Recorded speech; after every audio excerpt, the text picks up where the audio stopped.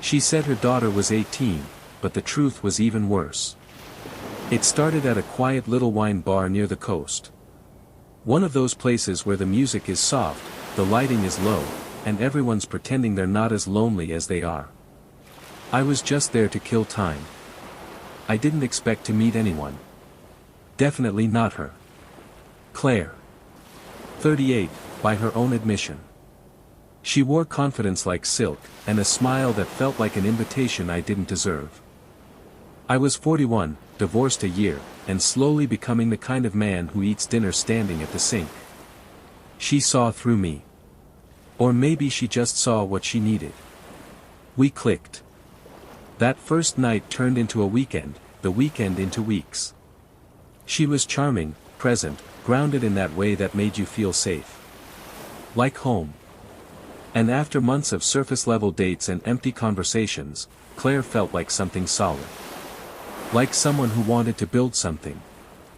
She introduced me to her daughter after our second month together. "That's Lily," she said, motioning to the girl curled up on the living room couch, phone in hand, earbuds in. "She's 18. Taking a gap year before college." Lily didn't look up, just raised a hand in a lazy wave. She looked young, sure, but not like a child. Somewhere between teen and adult. Pretty, but quiet. Reserved. She didn't say much that night, and I didn't press. Over time, things deepened between Claire and me. I started spending more nights at her place. She cooked. We shared wine on the porch. I started leaving clothes in her drawers. Lily was always there. Not intrusive, just present.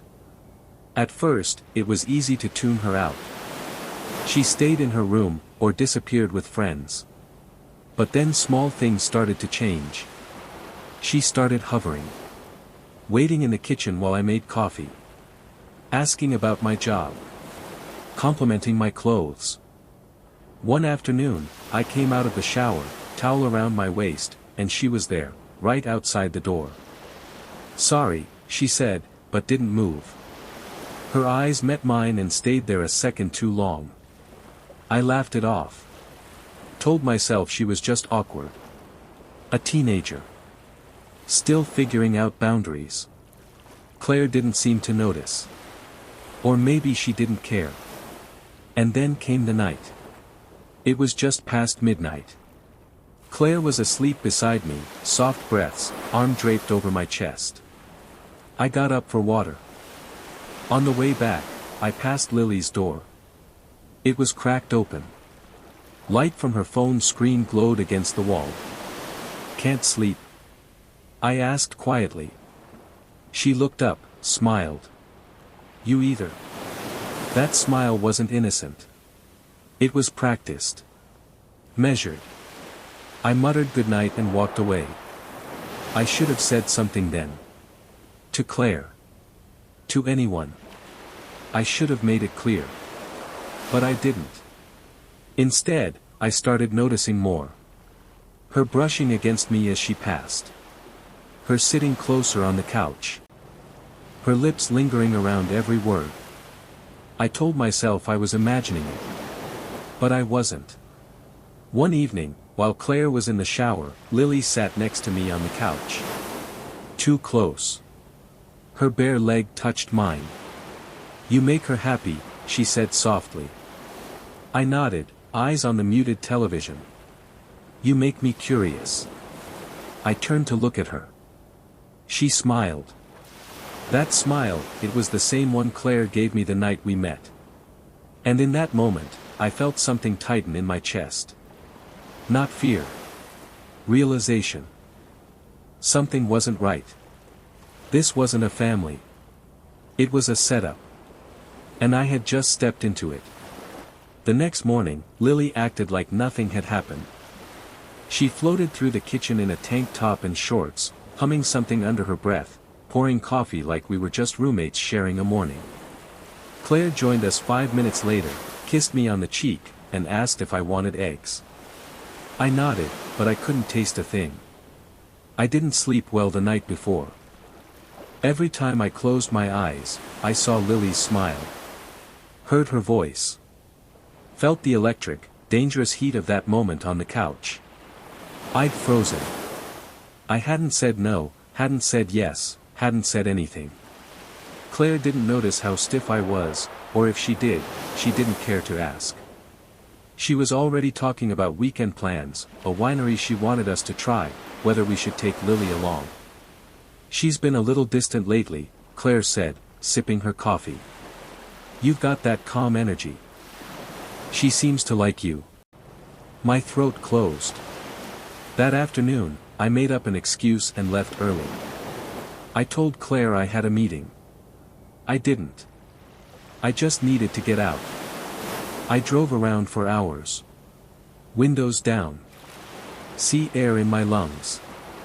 I kept thinking about Lily's words, the way she'd looked at me, the implication behind every sentence.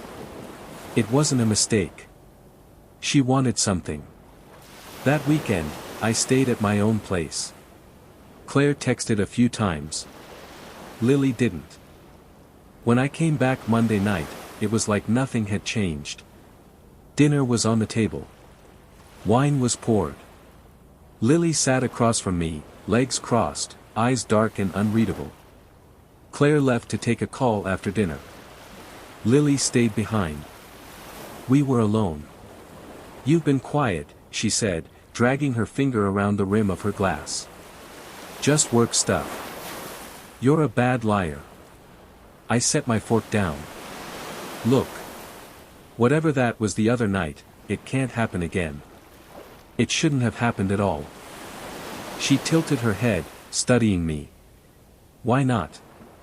I'm legal. My stomach turned. That's not the point. She leaned forward, voice barely above a whisper. It wasn't a no. I pushed my chair back. This conversation is over. I left the room. Heart pounding. Skin crawling. I needed to end this. Talk to Claire. Leave if I had to. But when I stepped outside to breathe, I found something wedged in the doorframe. A small envelope. My name was written in tight, careful handwriting. Inside was a single photo. It was blurry, taken from behind a doorway. But you could still make it out clearly enough. Me. Lily. On the couch. Her hand on my thigh. And a note. $20,000. Or I ruin your life. The wind picked up. Somewhere in the distance, the sea roared. And I realized I wasn't just being played. I was being hunted. I didn't sleep that night. The envelope sat on the table like a bomb with the timer already ticking. I read the note at least a dozen times. Each time, the words felt heavier. $20,000. Or she destroys everything. My career. My reputation. My life. It didn't matter that I hadn't meant for anything to happen. It didn't matter that I tried to stop it. That photo was all it would take. One image, taken out of context, and suddenly I'm the monster. And the worst part? They knew it. The next morning, I told Claire I needed to go out of town for a few days. Work emergency, I said. She looked disappointed but didn't question it. Lily barely glanced up from her phone. I drove 2 hours up the coast, booked a motel room under a different name, and spent the entire day trying to figure out what to do. I didn't have that kind of money. Not liquid. And even if I did, would it stop there? No. It wouldn't. That night, I called a friend from college, Tom. He was a lawyer now, and though we hadn't spoken in a while, he picked up immediately. I didn't tell him everything. Just enough. If someone tried to blackmail me, based on a misunderstanding, what would I do? He paused. Get proof. That's the only way out. Proof of what? Of the setup. Their intent. Anything that shows you're the victim. And keep every message, every photo. Don't pay. It'll only get worse. I thanked him and hung up, feeling worse than before. Because I knew what he meant. To prove they were lying, I had to stay in it. Pretend I was playing along. The next day, I texted Lily. I need more time. She replied instantly. You have until Friday. No delays. Or I go to your boss. And Claire. I stared at her message, feeling something shift inside me. Not fear. Not anymore. Determination. If they were playing a game, I had to learn the rules fast. I returned to Claire's house that evening. Acted normal. Smiled. Kissed her on the cheek. Pretended nothing was wrong. Lily watched me the whole time. She didn't speak. Just watched. Like a cat waiting for a mouse to make one wrong move. I started looking through drawers when they were asleep. Claire's office. Her closet. Lily's bathroom. Nothing. But then, in a box beneath Claire's bed, I found something. A folder. Tucked behind some old clothes. Inside were photos. Dozens of them. Different men. Different settings. Some candid, some clearly taken from a distance. All the men looked the same way I felt. Cornered. And with the photos, a list of names. Dates. Amounts. One line read, D. Miller, $30,000, settled. My blood ran cold. This wasn't about me. It never had been. They'd done this before. They were professionals. A chill crawled up my spine as I realized I was in something much bigger than a one-off scam. This was a pattern. A system. A trap. I put everything back exactly how I found it. Quiet. Careful. And then I slipped out to the porch, phone in hand, and called Tom again. This time, I told him everything. He listened without interrupting. When I was done, he whistled low. You need help, he said. Real help. This isn't a misunderstanding. This is extortion. And if they've done it before, we can prove it. How? Start recording. Every interaction. Get her to admit something. Anything. And if you can, get more names from that folder. We'll build a case. I hung up, heart pounding. The waves crashed just beyond the trees. I could hear them in the silence. Steady. Relentless. Like this whole thing. When I turned to go back inside, I saw Lily standing in the doorway. She tilted her head. Everything okay? I forced a smile. Yeah. Just needed some air. She stared at me for a long second. Then smiled. Good. You're gonna need it. And in that moment, I realized something terrifying. She knew. She knew I wasn't going to pay. And she was ready. The next morning, I woke up before sunrise, heart already racing. Claire was still asleep beside me, her arm draped across my chest like a chain. I stared at the ceiling, feeling the pressure of time closing in. Friday. That was the deadline. 3 days left. 3 days to stop this, or lose everything. I got out of bed quietly and went for a walk along the beach. The sky was turning orange, the waves slow and steady, like they didn't care whose world was falling apart. I pulled out my phone, opened the voice memo app, and hit record. If I was going to survive this, I needed evidence. Real evidence. Back at the house, I played my part. Polite smiles. Casual questions. When Lily passed me in the hallway, I let my phone record.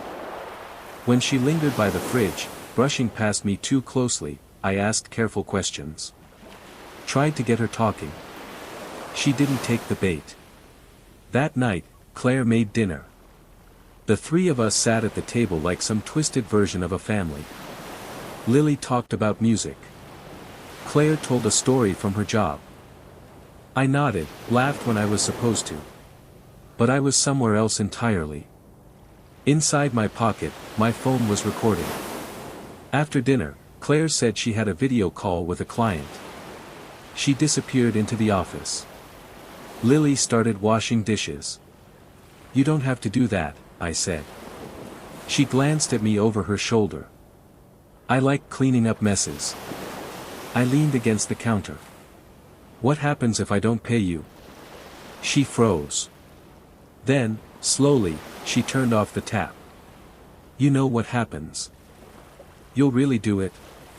Destroy Claire. Drag all of us down. She wiped her hands, turned to face me. You think this is about Claire? That stopped me. She stepped closer. Too close. I don't care about her. She doesn't care about you. My voice was low. Then what do you want? She smiled. I want what I'm owed. You enjoyed it, didn't you? I didn't answer.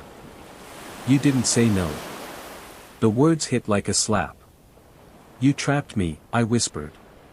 She shrugged. You played your part. Now pay up.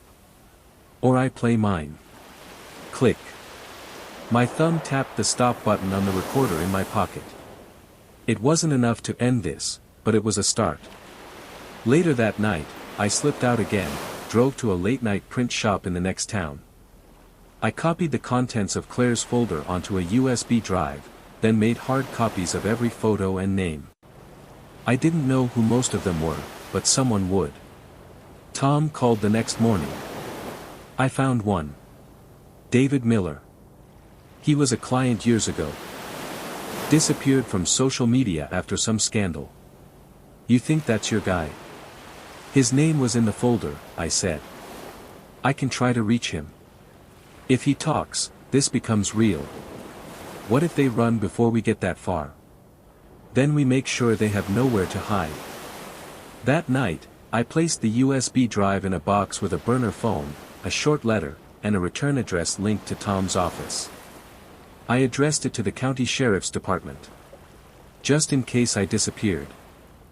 I wasn't being dramatic. Every moment in that house was now a risk. Every smile from Claire. Every glance from Lily. Every footstep in the hall. They weren't just watching me. They were waiting. And I knew, without a doubt, that if they sensed I was turning against them, they wouldn't just ruin my life. They'd end it. By Wednesday, I was running on caffeine, adrenaline, and fear. Every word, every glance in that house felt loaded. Claire was still warm, affectionate even, but something had shifted behind her eyes. Like she was measuring me. Lily, on the other hand, barely tried to hide it anymore. She walked with the arrogance of someone who believed they already owned the ending. But I wasn't finished yet. That morning, Tom called. He responded, he said. David Miller. He wants to meet. But not in public. He said they threatened his family. My blood chilled. We arranged a private call. Just after sundown, I sat in my car by the marina, phone pressed to my ear as the sky burned orange behind the horizon. David's voice was tight, worn. Like someone who'd been through war and never really came back. You said the names were Claire and Lily, he asked. That's what they call themselves. He exhaled hard. Different names when they got me. Lauren and her niece Emily. Same game. She said the girl needed a place to stay. Next thing I know, I'm being blackmailed. How much did they take? 50 grand. I paid it. Still ruined me. They leaked half of it anyway. I clenched my jaw. Are you willing to go on record? He paused. I already lost my job. My marriage. If this brings them down, yeah. I'll talk. That night, I couldn't go back to the house. I slept in the car, listening to the ocean and watching the shadows crawl across the windshield. The truth was too close now, and so was danger. By morning, I had a plan. I came back as if nothing happened. Claire was at the sink, humming. Lily was sprawled on the couch, scrolling. "You disappeared," Claire said. "Just needed air." That's becoming a habit. She was watching me too closely. That afternoon, while Claire showered and Lily took a call on the patio, I went back into Claire's office. Not for photos. Not for folders. This time, I wanted IDs. It took me 10 minutes to find them. 2 passports. Both fake. Claire wasn't Claire. Lily wasn't Lily. Not mother and daughter. Not even related. I took photos of everything and slipped them back like I'd never been there. My hands were shaking, but my mind was clear for the first time in days. Back in my car, I sent everything to Tom. He called within minutes. "We have enough. This isn't just blackmail, it's organized fraud. Multiple aliases, multiple victims. We can go to the DA." "When?" "Friday morning." Quietly. "I've already got the appointment. You just stay alive until then." That night, Claire made pasta. She poured wine. She laughed. I sat across from her, watching her smile like none of this was real. Lily joined us halfway through, sliding into the seat next to me, too close again. 2 more days, she whispered under her breath, just loud enough for me to hear. Claire raised her glass. "To new beginnings." And I raised mine, knowing full well the ending was already in motion. They thought they were still in control. They didn't know I had already started the fire. And by Friday, they'd be standing in the smoke. Friday morning came like a slow, rolling wave. I sat in my car outside the district attorney's office, the documents in a sealed envelope on the seat beside me.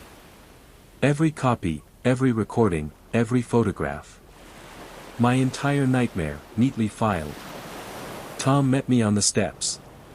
He looked tired, like he'd carried my fear on his own shoulders. "You ready?" I wasn't. But I nodded. Inside, we met with an investigator. She didn't ask how I got involved. She didn't flinch at the word blackmail. She just listened. Took notes. Asked for names, timelines, details. When we were done, she leaned back in her chair and let out a slow breath. "You did the right thing coming in. Will they be arrested?" "If what you've given us holds up, yes. We'll need to verify identities, issue warrants. But you're not the only name in these files. This is bigger than we thought." I left the building feeling lighter. Not safe, but not drowning anymore. Tom clapped me on the shoulder. "Go home. Pack a bag. I don't care where you go, but don't sleep under that roof tonight. Let them fall without you in the house." I drove straight back to Claire's, mind racing. I needed to be fast. Quiet. I had maybe a few hours before the DA's team made their move. Claire was out. Lily was upstairs, door closed. I moved like a ghost. Packed a single duffel bag, took my laptop, deleted every trace of myself from the shared devices. No note. No goodbye. I was almost out the door when Lily appeared at the top of the stairs. "Going somewhere?" I froze. "Work thing," I lied. "Short trip." She tilted her head. Studied me. "You look scared." "Just tired." She descended slowly, each step deliberate. "You know," she said softly, "I used to think you were smarter than the others." I didn't respond. "But you're just like them." She smiled. Not cruel. Not angry. Empty. It always ends the same. You think you've won. You think you're safe. But you're not. I stepped back toward the door. "Goodbye, Lily." "It's not goodbye," she said. And I left. I drove until the house disappeared behind a wall of trees and fog. Checked into a roadside motel under a different name. Turned off my phone. Sat in silence until the ocean swallowed the day.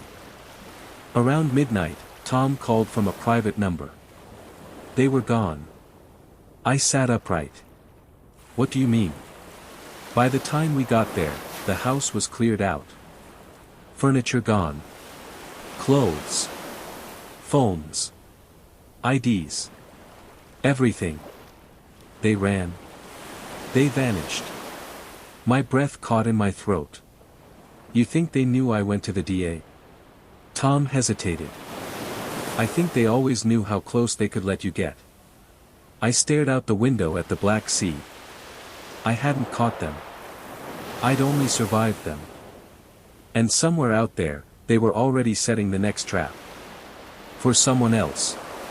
A week passed. Then two. I stayed in motels, sometimes one night at a time, never the same place twice.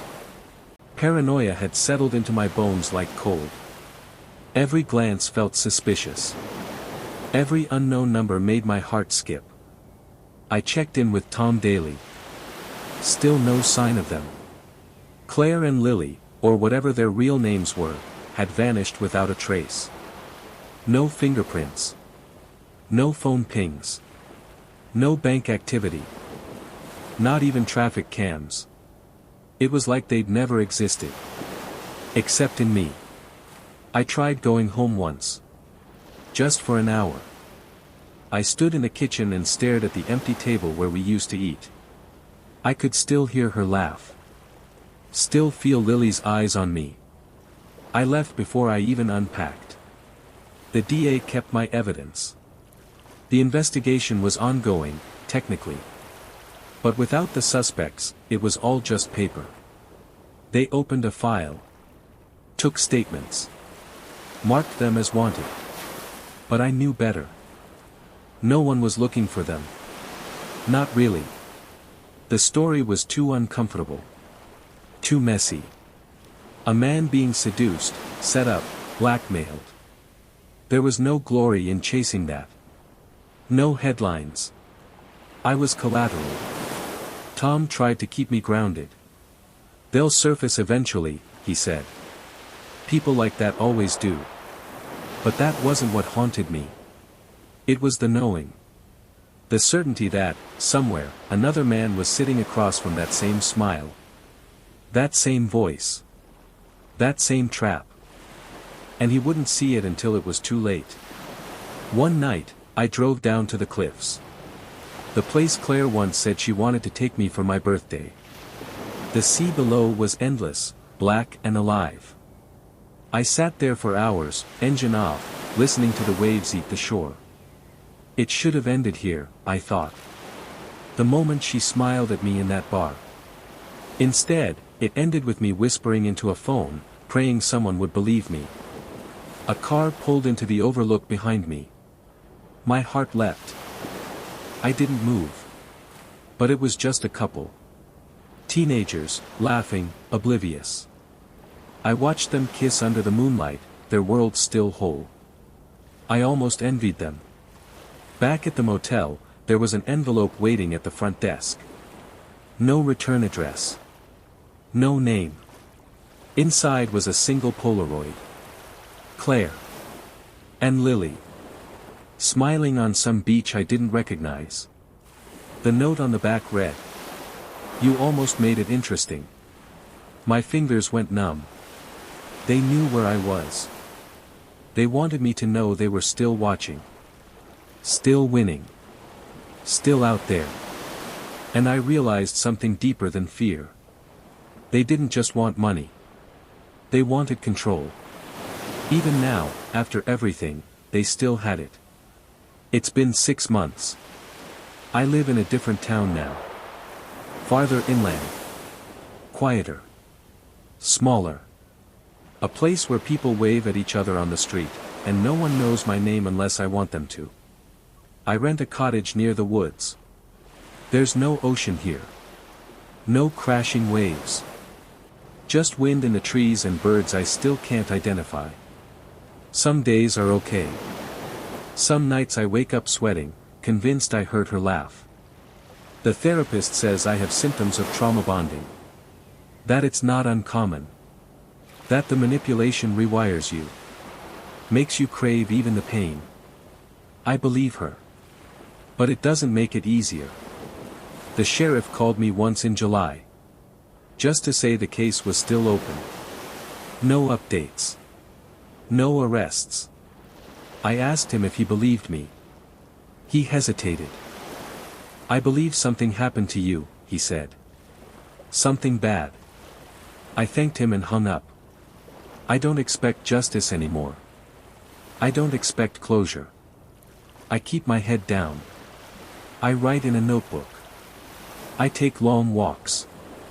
I avoid bars. Last week, a neighbor dropped off a pie. She smiled and said I looked lonely. I thanked her, closed the door, and left the pie untouched. I don't trust kindness anymore. Not completely. Some storms don't pass. They just settle inside you. Sometimes I still think about the photo. Claire and Lily, or whatever their names are, on that beach. The way they smiled. Like they were untouchable. Eternal. Maybe they are. Maybe they're in some other town now, finding another man. Another story. Or maybe they're reading this. If you are. I survived you. I still wake up. I still breathe. And I'm still watching too. Because someone has to be.